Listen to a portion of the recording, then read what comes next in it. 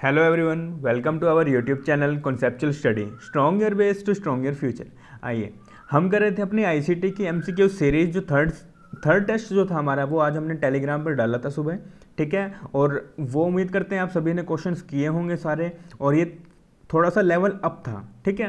तो आज उसकी थर्ड टेस्ट था और अभी उसकी वीडियो आपको प्रोवाइड करा दी जा रही है, ठीक है। तो अभी तक अगर आपने चैनल को सब्सक्राइब नहीं किया है, ठीक है, तो प्लीज़ चैनल को सब्सक्राइब कर लीजिए और साथ में बेल आइकन को ज़रूर दबाइएगा ताकि आपको कोई भी वीडियो आए तो नोटिफिकेशन ज़रूर मिल पाए, ठीक है। और हमारा एक टेलीग्राम ग्रुप है जिससे आप जुड़ सकते हैं, ये कंसेप्चुअल स्टडी नेम से, ठीक है। तो यहाँ पे आपको रेगुलर में जो है क्विज भी मिलती रहेंगी और टेस्ट भी मिलते रहेंगे जो आप रेगुलर में कर सकते हैं, जिससे आपकी रिवीजन हो सकती है, ठीक है।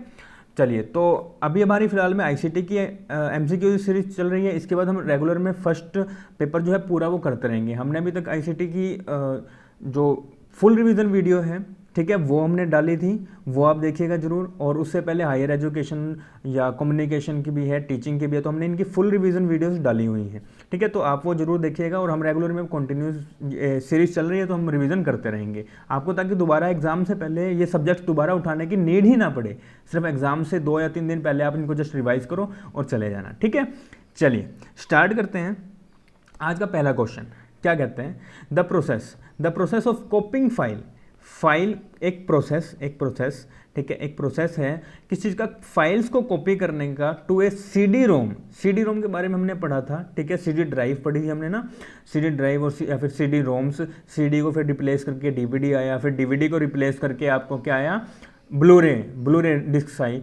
तो उसमें पूछता है कि आप जब सीडी में किसी भी फाइल को कॉपी करते हैं तो उस प्रोसेस को हम लोग क्या कहते हैं, ठीक है। देखिए, एक होती है हमारे पास सीडी, एक होती है हमारे पास डीवीडी और एक होती है हमारे पास ब्लू रे डिस्क। तो डीवीडी और जो हमारे पास ब्लू रे डिस्क होती हैं, इनको ना बर्न करने की ज़रूरत नहीं होती।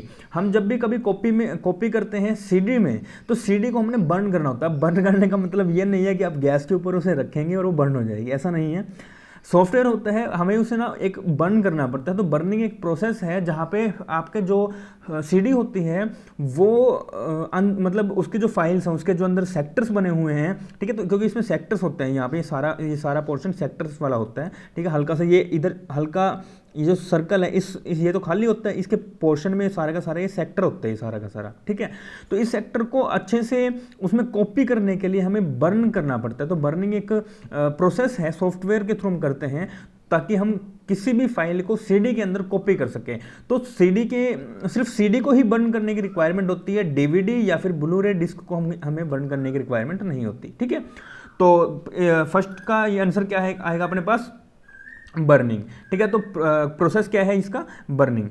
चलिए सेकंड क्वेश्चन क्या है, मूक। देखो मूक भी जिस तरह हमने कल पढ़ा था एक NMEICT, ठीक है, national mission on education through ICT, information and technology, ठीक है, इंफॉर्मेशन एंड कम्युनिकेशन टेक्नोलॉजी। तो हमने ये NMEICT पढ़ा था, वो आपका टीचिंग में भी आता है, रिसर्च में भी आता है, ICT में भी आता है, हायर एजुकेशन में भी आता है। वो आपको चार सब्जेक्ट्स में वो सेम क्वेश्चन देखने को मिलेगा। सेम मूक है, मूक भी आपको टीचिंग में देखने को मिलेगा, आपको ICT में देखने को मिलेगा, आपको रिसर्च में देखने को मिलेगा, आपको हायर एजुकेशन देखने को मिलेगा।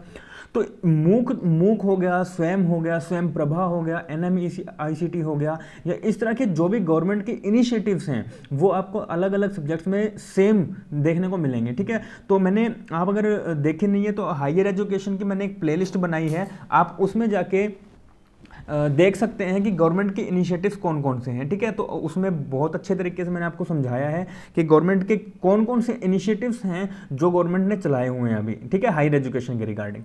तो उनकी फुल फॉर्म हो गई या उनके बारे में हो गया, वो क्वेश्चन हमेशा जरूर बनता है जब से 2018 से जब सिलेबस हमारा चेंज हुआ था, ठीक है। तो तब से क्वेश्चन हमारे कंटिन्यू बनते आए हैं जो गवर्नमेंट के इनिशिएटिव है। तो आप उसको हायर एजुकेशन की प्लेलिस्ट से जाके देख सकते हैं और मैं उसका लिंक डिस्क्रिप्शन में भी दे दूंगा और आई बटन पे भी दे दूंगा, ठीक है। चलिए, तो मूक क्या कहते हैं, मूक की फुल फॉर्म क्या है, ठीक है। मूक की फुल फॉर्म क्या है, पहली बात तो मूक की फुल फॉर्म है मैसिव ओपन ऑनलाइन कोर्स, ठीक है। तो ये गवर्नमेंट का एक इनिशिएटिव है जहां पे इन्होंने क्या किया है, लोगों को जो भी घर में बैठे पढ़ना चाहते हैं उन्हें पढ़ने का एक मौका दिया, और एक इन्होंने सर्टिफिकेट एक कोर्स भी प्रोवाइड कराया कि अगर आप सर्टिफिकेट लेना चाहते हैं अपनी पढ़ाई के बाद तो आप कुछ % या कुछ पेमेंट करने के बाद वो सर्टिफिकेट हमसे ले भी सकते हैं। तो मूक एक ऑनलाइन प्लेटफॉर्म है जहाँ से आप कोर्स कर सकते हैं, ठीक है। तो इसकी फुल फॉर्म क्या है, मैसिव। देखो ये जब अपना सिलेबस चेंज हुआ था ना नेट का, तो उस टाइम पे कंटिन्यू में इनके पास कुछ और क्वेश्चन नहीं थे, एनडीए के पास सिर्फ यही क्वेश्चंस थे। क्या नाम कि ये मूक क्या है या फिर स्वयं क्या है, स्वयं प्रभा क्या है, इनकी फुल फॉर्म पर इतनी, ठीक है। तो ये चीज़ें थी। ये क्वेश्चन आई थिंक 2017 का ना नहीं है, ये शायद 2014 का नहीं है, ये शायद 2018 का क्वेश्चन है, ठीक है। तो इसे सही कर लीजिएगा, बाकी हमें कोई लेना देना नहीं है इससे प्रीवियस से, लेकिन हाँ यूँ है कि प्रीवियस में इस तरह के क्वेश्चन आए हुए हैं, ठीक है। तो PYQ में ये अपना बना है मैसिव ओपन ऑनलाइन कोर्स, ठीक है। तो इसकी ये फुल फॉर्म है। चलिए नेक्स्ट क्या है, GIF। देखो अब ये ना एक्सटेंशंस होती हैं, GIF.jpg.bmp.png. उसके बाद अपनी काफ़ी सारी आती है, HTML के अंडर भी आती हैं, ठीक है। तो बहुत सारी आपको एक्सटेंशंस देखने को मिलेगी, ठीक है, एक्सटेंशंस। अब आप अगर अभी आपने कभी PPT बनाई हो तो आपको यूज़ करना पड़ता है .ppt, ठीक है। तो आपको ये .ppt यूज़ करना पड़ता है, या PDF के लिए .pdf यूज़ करना पड़ता है। तो ये क्या है, ये एक्सटेंशंस हैं। जब तक आप इन एक्सटेंशंस को नहीं लगाओगे तब तक आपकी फाइल जो है वो कंप्यूटर में सेव नहीं होगी, ठीक है।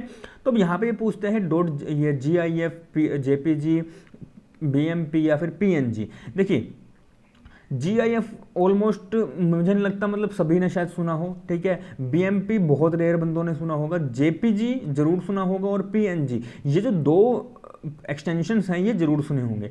अब देखिए अब इसमें ऐसा तो है ना कि ये इंडिविजुअल का पूछ रहा है कि PNG क्या है या BMP क्या है। अब इसने पूछा सबका इकट्ठा ही है, ठीक है। तो सबका इकट्ठा इसका मतलब कोई ना कोई एक ही आंसर है, ऐसा है नहीं कि भी सारे के सारे आंसर मिलेंगे, ठीक है।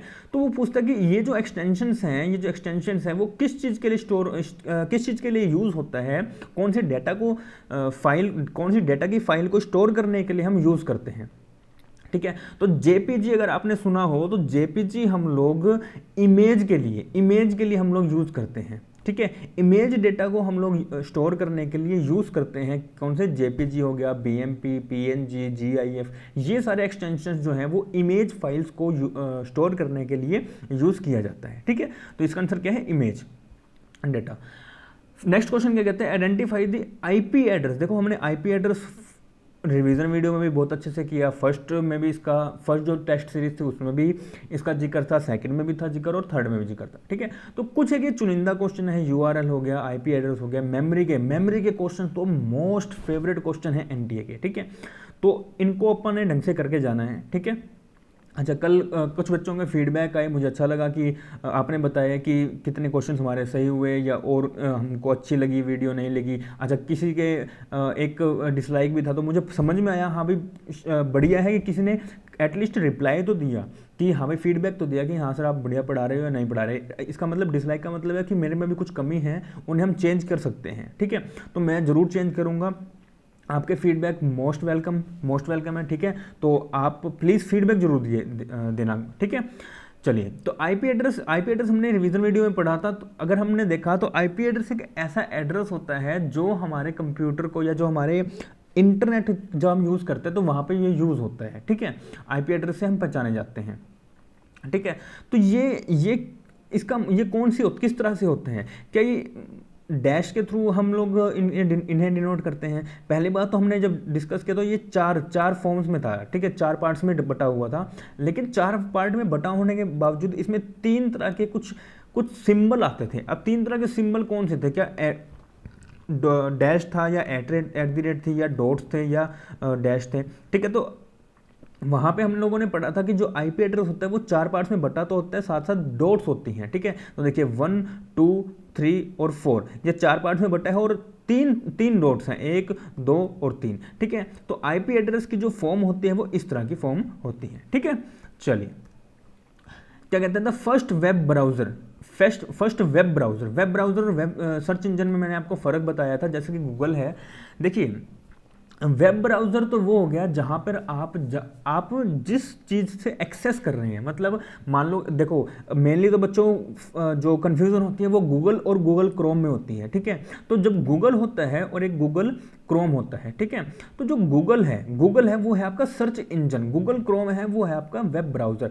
गूगल क्रोम एक सॉफ्टवेयर है जिसे आप अपने लैपटॉप में या अपने कंप्यूटर में इंस्टॉल करेंगे, ठीक है, उसे खोलेंगे और उस पर जब सर्च करेंगे गूगल के थ्रू तो वो होगा सर्च इंजन, ठीक है।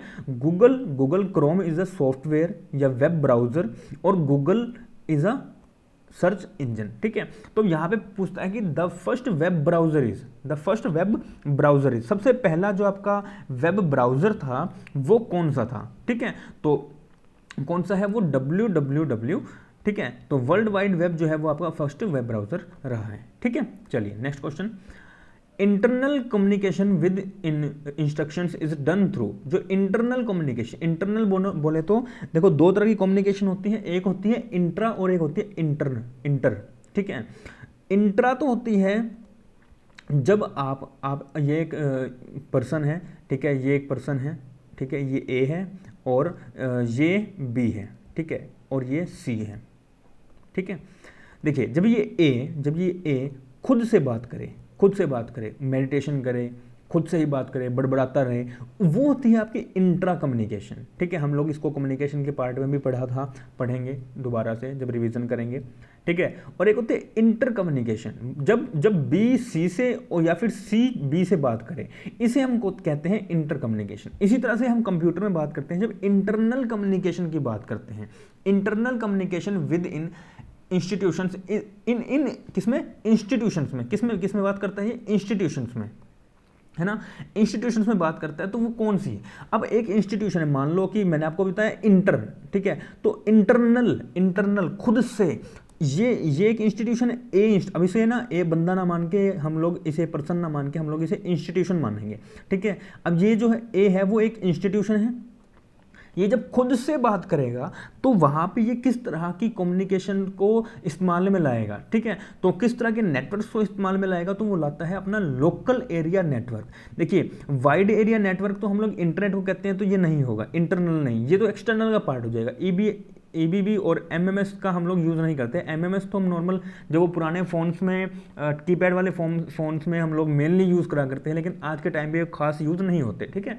तो ये जो नेटवर्क है उसमें हम लोग LAN का यूज़ करते हैं, लोकल एरिया नेटवर्क। हमारे पास यहाँ पे कंप्यूटर्स हैं काफ़ी सारे, ये सारे काफ़ी सारे कंप्यूटर्स हैं, ठीक है। तो इन कंप्यूटर्स को जब हम आपस में इसी के अंदर, इसी इंस्टीट्यूशन में रहते हुए डाटा को इंटरचेंज करते हैं, तो उसे हम कहते हैं LAN। लेकिन जब ये बाहर चला जाएगा, किसी और इंस्टीट्यूशन से होगा कनेक्ट, ठीक है, तो उसे हम वैन कह सकते हैं, क्योंकि अगर वो इंटरनेट वाइड है, भैया इससे भी कर रहा है, कोई और इंस्टीट्यूशन 100 तरह की इंस्टीट्यूशन हैं उनके साथ भी कर रहा है, तो वो वैन हो जाएगा, ठीक है। अगर वो किसी एक या दो इंस्टीट्यूशन के साथ कर रहा है तो हम उसे मैन कह सकते हैं, मेट्रोपॉलिटन एरिया नेटवर्क, ठीक है। तो इसका आंसर क्या है अपना, LAN।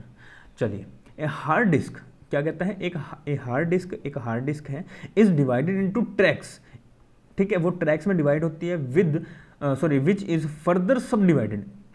देखो सब डिवाइडेड का मतलब होता है कोई एक चीज़ है, उसके बाद उसे फिर दोबारा से उसमें डिवाइड करा जा रहा है, ठीक है। जैसे मैं आपको इस मेल में बताऊं, तो देखो मैंने आपको बताया कि ये पूरी एक मेल है, लेकिन इसका सब पार्ट है ये gmail.com, सब पार्ट है ये पूरा डोमेन नेम, ठीक है। तो ये क्या है, सब पार्ट है। तो इस तरह हार्ड डिस्क होती है, तो हार्ड डिस्क आप के ना इस तरह से सर्कल मान के चलो, ठीक है। तो सर्कल में क्या है, ये ना वैसे तो ये एक ही है, लेकिन इसके अलग अलग पार्ट्स होते हैं, ठीक है। ये इस तरह से, फिर ये इस तरह से बनेगी, तो ये इस तरह से बनेगी, मतलब ये क्या है, ये इसी में निकल रहे हैं, ये इसी का एक पार्ट है, ठीक है। तो इन्हें क्या कहते हैं हम लोग, ट्रैक्स कहते हैं, ठीक है। लेकिन जब इन ट्रैक्स में ही हम सब पार्ट करते हैं, भाई एक, अब ये पर्टिकुलर, अब मान लो कि चलो ये जो सेकंड वाला है, इसकी हम बात करते हैं, तो ये सेकंड वाला इस तरह से एक ट्रैक है।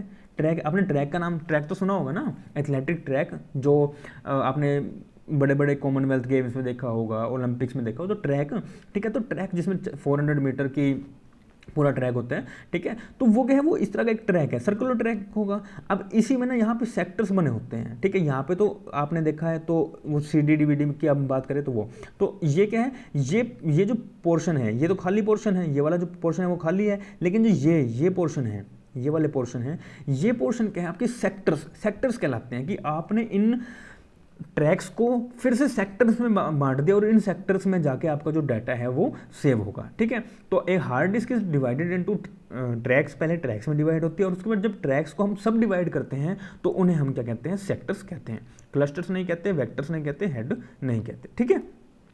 चलिए, a computer program that translates, अब देखो ट्रांसलेट्स, मैं अभी तक मैंने पूरा क्वेश्चन नहीं पढ़ा, लेकिन ट्रांसलेट से अगर आपको याद हो तो हमने कल भी पढ़ा था और रिवीजन वीडियो में भी बहुत अच्छे से किया था कि ट्रांसलेट्स कौन से होते हैं। ट्रांसलेट से आप तो नॉर्मल याद करो तो लैंग्वेज ट्रांसलेटर की हमने बात करी थी, ठीक है। लैंग्वेज ट्रांसलेटर्स की बात करी थी कि वो किस किस तरह के होते हैं। हमने 3 तरह के पढ़े थे और कल भी हमने 2 तरह के अच्छे से उसे रिवाइज करे थे, ठीक है।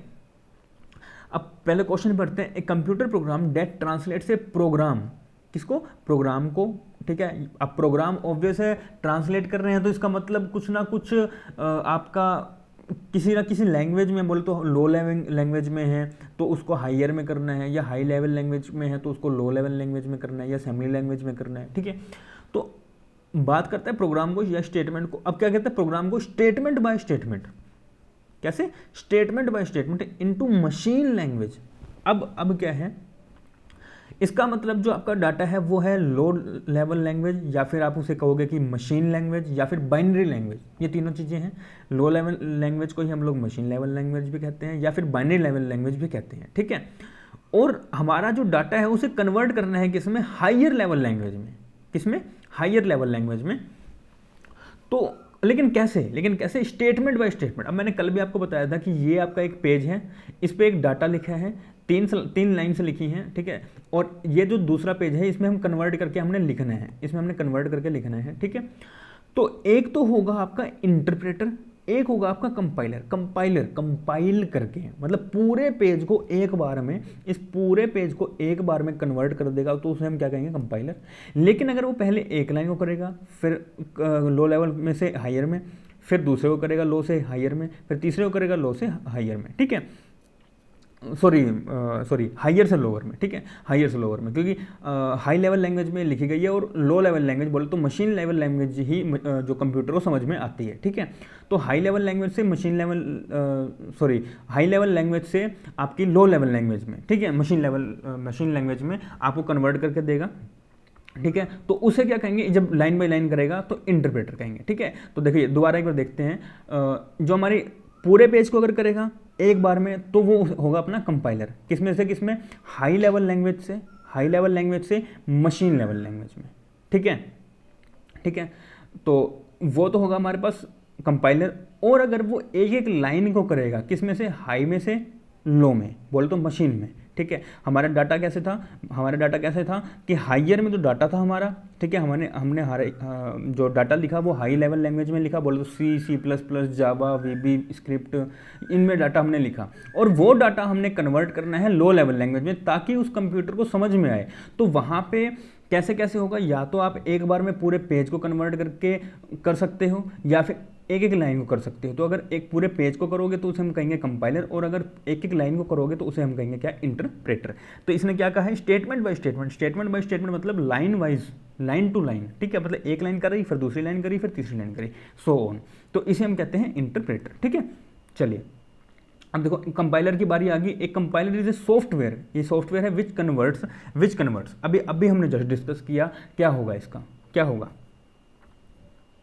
क्या कंपाइलर हाई लेवल लैंग्वेज से और इंटरप्रेटर भी, क्या कंपाइलर और इंटरप्रेटर दोनों हाई लेवल लैंग्वेज से मशीन लेवल लैंग्वेज में कन्वर्ट करते हैं, हाँ या ना, करते हैं, बिल्कुल करते हैं। तो इसका आंसर क्या बना आपका, हाई लेवल लैंग्वेज से किसमें, मशीन लेवल लैंग्वेज में, ठीक है। तो कंपाइलर कैसे करता है, एक बार में सारे पेज को करता है, और इंटरप्रेटर कैसे करता है, एक लाइन, फिर दूसरी लाइन, फिर तीसरी लाइन, इस तरह से करता रहता है, ठीक है। चलिए तो इसका आंसर क्या है, हाई लेवल लैंग्वेज से लेके मशीन लैंग्वेज में।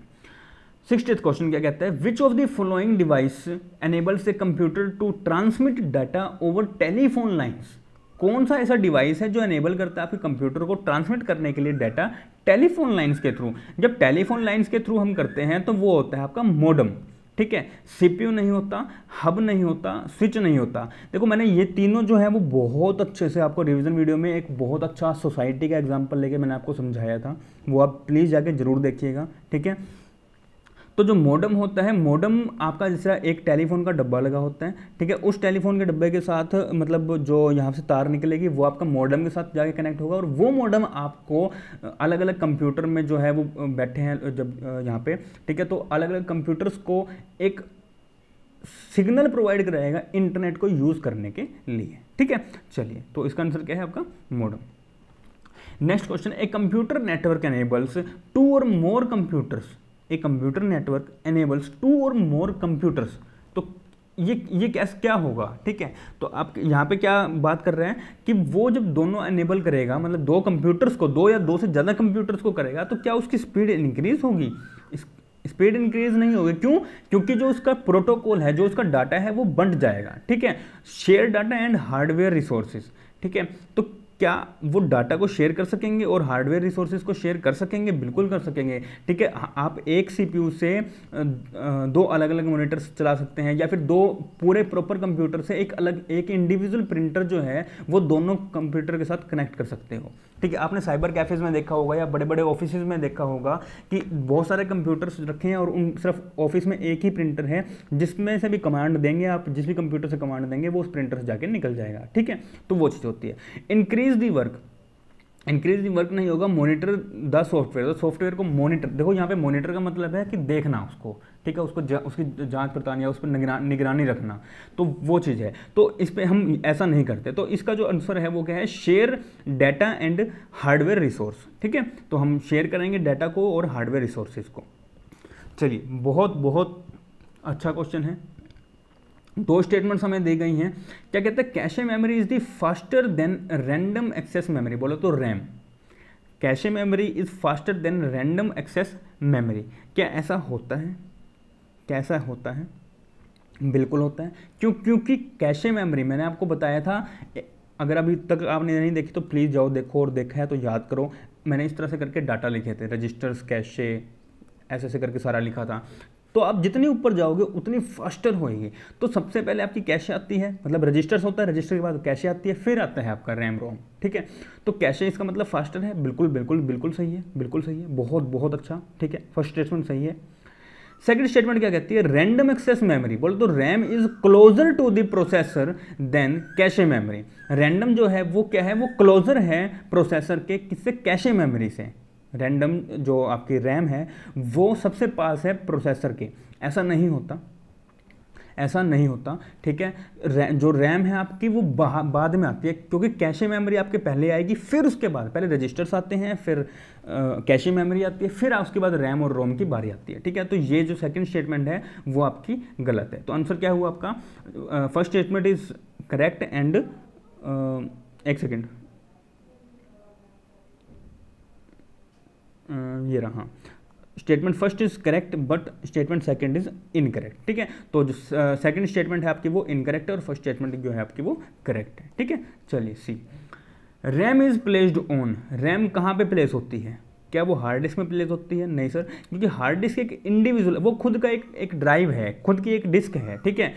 एक्सटेंशन बोर्ड में एक्सटेंशन बोर्ड नहीं होती, वो घर के एक्सटेंशन बोर्ड नहीं है, ठीक है।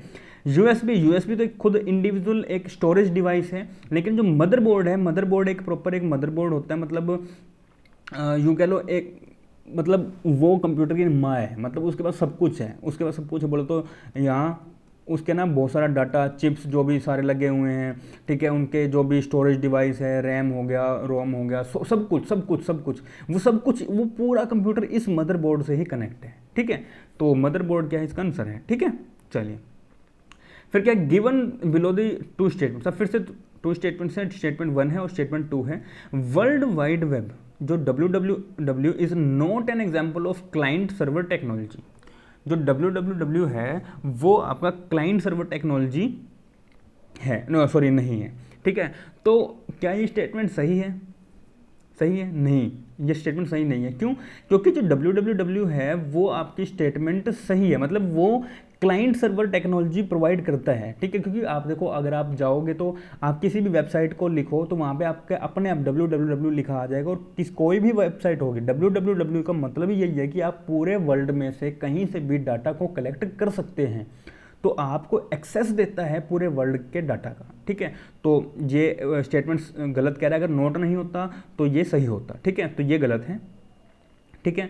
और जो अपना FTP है, FTP अपन ने कल पढ़ा था, file transfer protocol. File transfer protocol is a service available on the internet, बिल्कुल सही है।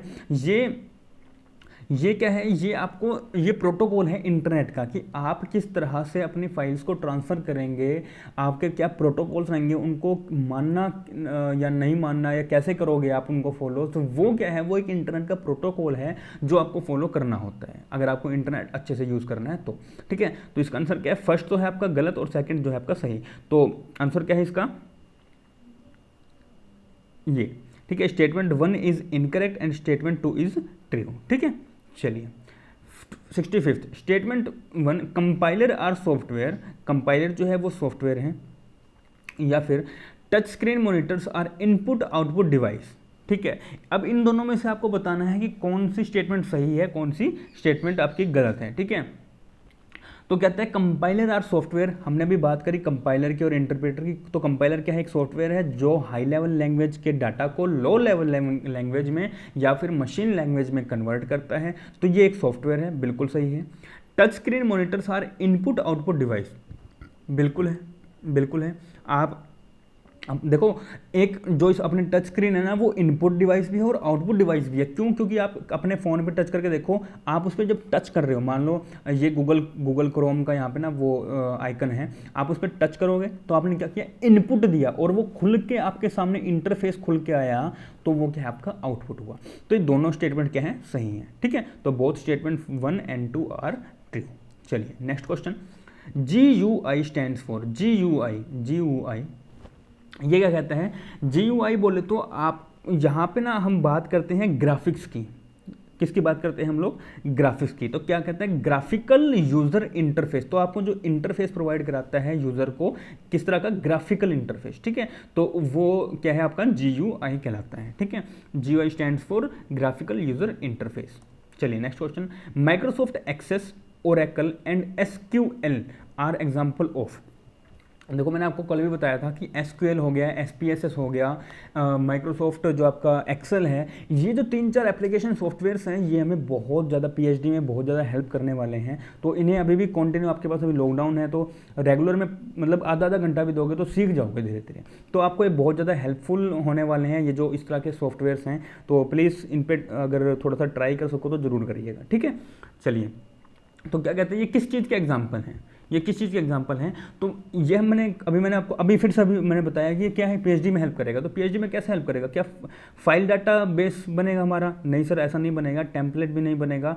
और रिलेशनल डाटाबेस मतलब कि आप जो रिसर्च करने वाले हैं, ठीक है। रिसर्च में हम क्या करते हैं कि मान लो कि मैंने मतलब ये 2 वर्ड्स ले लिए, PYQ 2010, 2 वर्ड्स ले लिए, तो हम देखते हैं कि इसमें और इसमें क्या रिलेशन है। हम यहाँ पे फिर कोरिलेशन, रिग्रेशन, इस तरह की चीज़ें लगाते हैं, ठीक है। इस तरह के इंस्ट्रूमेंट्स लगाते हैं कि हम देखते हैं कि क्या रिलेशन है। तो हम जब रिसर्च करते हैं तो ये लगता है। तो कोरिलेशन, रिग्रेशन अभी आपको नहीं शायद समझ में आएगा, ठीक है। अगर कॉमर्स के या मैनेजमेंट के बच्चे नहीं हो तो हम करेंगे, इसे रिसर्च में करेंगे, पक्का करेंगे, ठीक है। थोड़ा सा टच जरूर दिला दूंगा मैं आपको कि क्या होता है, हमें बहुत डिटेल में जाने की नीड नहीं है, मगर फिर भी मैं आपको बता दूंगा रिग्रेशन, कोरिलेशन वगैरह क्या चीज़ें होती हैं, ठीक है।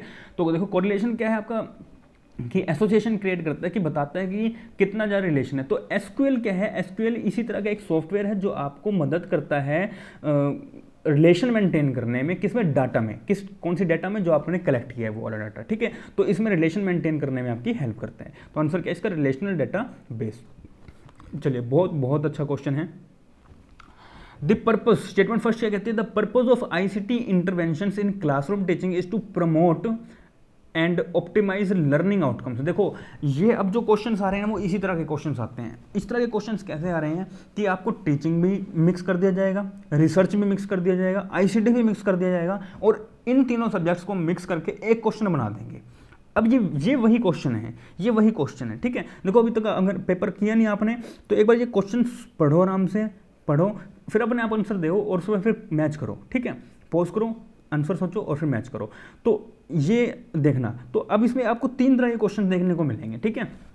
तो पर बात करते हैं अब इसकी, ये क्या कहते हैं, the purpose of ICT. ICT का क्या पर्पज है, आईसीटी का क्या पर्पज है, किसमें क्या क्या वो इंटरेक्शन करता है क्लासरूम टीचिंग में, किस चीज़ को प्रमोट करने के लिए, ठीक है, प्रमोट करने के लिए लर्निंग आउटकम्स को, या फिर और most of the online, second statement कह रहा है most of the online methods, जो आपकी ऑनलाइन मेथड्स हैं जैसे कि मूक हो गया, स्वयं हो गया, स्वयं प्रभास वगैरह हो गए, तो have the potential to become, उनके पास पोटेंशियल है become effective supplements to conventional teaching, जो आपकी पुरानी वाली टीचिंग स्टाइल है उसको जो है उसका सप्लीमेंट है।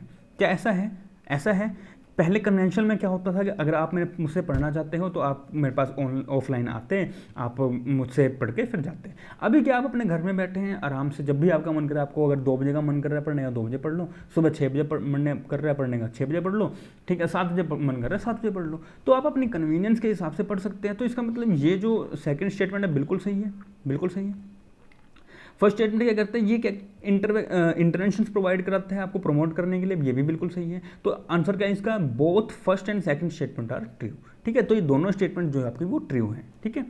चलिए नेक्स्ट क्वेश्चन क्या कहते हैं, operating system is an interface. क्या है? इंटरफेस है किसके बीच में, यूजर के और कंप्यूटर के बीच में, ठीक है। सॉफ्टवेयर हार्डवेयर के बीच में नहीं है। सॉफ्टवेयर और हार्डवेयर देखो अलग, दोनों अलग अलग चीज़ हैं, लेकिन बिना सॉफ्टवेयर के हार्डवेयर नहीं चल सकता और बिना हार्डवेयर के सॉफ्टवेयर नहीं चल सकता, ठीक है। तो ये दोनों के दोनों पहलू जो वो इंपॉर्टेंट है कंप्यूटर को चलाने के लिए।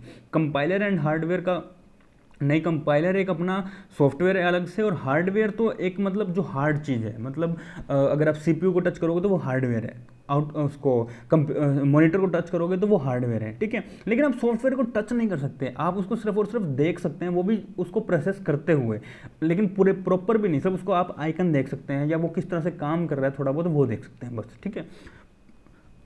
सॉरी, प्रोग्राम एंड सॉफ्टवेयर, ठीक है। तो प्रोग्राम और सॉफ्टवेयर के अंदर नहीं है, यूजर एंड कंप्यूटर के बीच में, इसलिए क्योंकि देखो ऑपरेटिंग सिस्टम क्या है कि आप अपने कंप्यूटर को कैसे ऑपरेट करेंगे, उसको ऑपरेट करने का सिस्टम बनाया गया। जो ऑपरेटिंग सिस्टम का सबसे बड़ा एग्जांपल आज के टाइम पे है विंडोज़, है ना।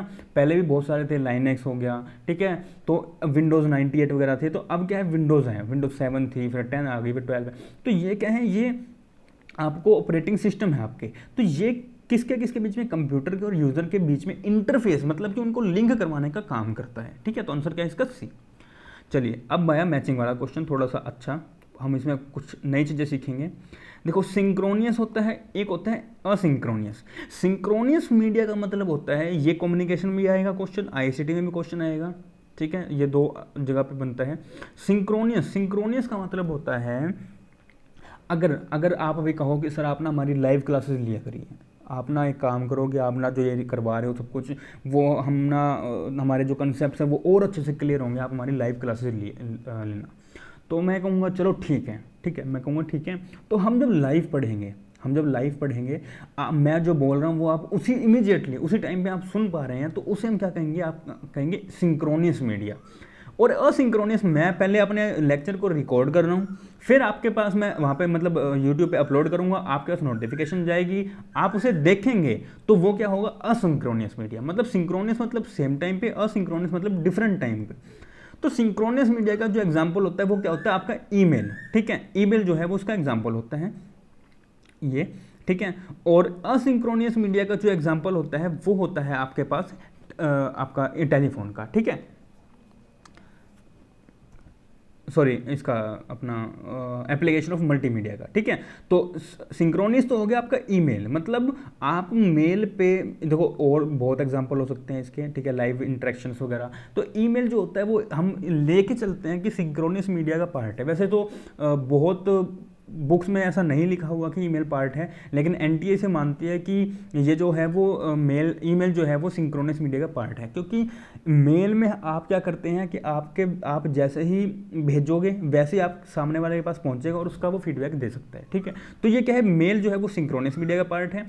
असिंक्रोनस मीडिया का पार्ट क्या है, एप्लीकेशन ऑफ मल्टीमीडिया। मल्टीमीडिया मतलब कि जैसे आप टीवी देखते हैं, तो टीवी क्या है, वो पहले क्या लाइव आ रहा होता है कि वो रेगुलर में आपके पास रिकॉर्ड होती है और फिर उसके बाद आती है, तो क्या है वो लाइव नहीं आता, वो रिकॉर्डेड होके आता है। तो असिंक्रोनस मीडिया ये हुआ।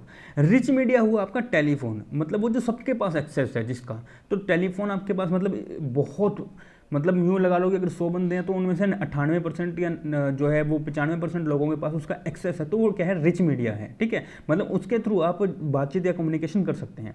हाइपर मीडिया ले देंगे, क्या बचा इंटरेक्टिव। तो हाइपर मीडिया क्या है, हाइपर मीडिया इंटरेक्टिव मल्टीमीडिया का पार्ट होता है, ठीक है। तो फर्स्ट का फोर्थ, सेकंड का फर्स्ट, फर्स्ट का फोर्थ, सॉरी फर्स्ट का थर्ड, सिंक्रोनिस का मेल है ना, ये मेल मेल मेल, ठीक है। तो फर्स्ट का थर्ड है कोई, फर्स्ट फोर्थ, ये रहा थर्ड। तो चलो थर्ड तो किसी और में है ही नहीं, फिर ये ऑप्शन अपना सही है, ठीक है। तो फर्स्ट का थर्ड, बी का फर्स्ट, सी का अपने पास फोर्थ है, ठीक है, सी का फोर्थ और डी का सेकंड, तो ये अपने पास आंसर सही है, ठीक है। चलिए देखिए नेक्स्ट क्वेश्चन क्या कहते हैं, मैथ, सॉरी ये तो फिर सेम आ गया, ठीक है। तो 71st क्वेश्चन क्या है, identify the correct pair from the following, इनमें से करेक्ट पेयर देखना है। AVI, देखिए AVI क्या होता है, AVI होता है आपका ऑडियो वीडियो एक्सटेंडेड फॉर्म में होता है ये, ठीक है। तो इसकी फुल फॉर्म क्या होता है, ऑडियो वीडियो इंटरलीव्ड, ठीक है। तो ये ऑडियो और वीडियो का जो एक लिंकेज है वो वहाँ पे प्रोवाइड कराता है। तो इस तरह का ये क्या है, इसकी फुल फॉर्म नहीं है पहली बात, और फाइल ट्रांसफर प्रोटोकॉल तो एक प्रॉपर रूल्स और रेगुलेशंस है, तो ये करेक्ट पेयर आपका नहीं है। तो अपन ने करेक्ट पेयर ढूंढना है, ठीक है।